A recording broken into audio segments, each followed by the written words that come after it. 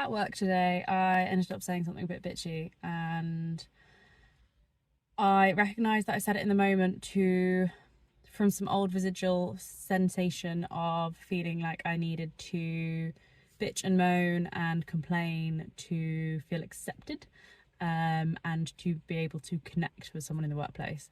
And so much of my history in working environments has been based around bitching, which is really, really horrible. But unfortunately, is just how my life has been. School, work, that's been the environment that I've been in. And I have to make a really conscious effort to not fall back into those patterns when I'm in those kind of environments. And I've been, I'd say, doing a pretty good job of it, but I just slipped back into it today. It wasn't even anything that bad, but it was just something that was like, actually, this really doesn't feel like me and like how I want to be acting. And rather than come away from it and be like, oh my God, you're such a terrible person, you're so horrible, I can't believe you did that and said that and blah, blah, and like all this stuff about myself, I'm just looking back on it and going, all right, so I said that. Why did I say that? Okay, I said that because it came from a place of feeling like I needed to connect or wanted to connect, and this was a way to connect, and it was just an ingrained habitual behavior.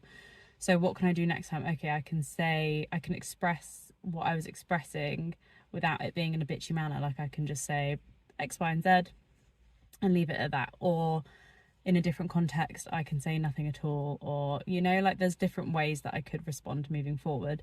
And that's how I'm going to look at it in like quite a logical, analytical way. I'm not going to put meaning on it or emotions on it. I'm not going to make it mean anything about me that I said something like that. I'm just going to come away from it going, that's not what I want to do in the future. This is what I do want to do and say in the future. All right, I'm going to keep that with me for next time I'm in a circumstance or situation like this, and do my best to show up in a way that's authentic to me, whilst having compassion for myself, working through all of these layers and peeling back all of these layers of conditioning that I've got from years and years and years in these kind of environments. So it's a balance between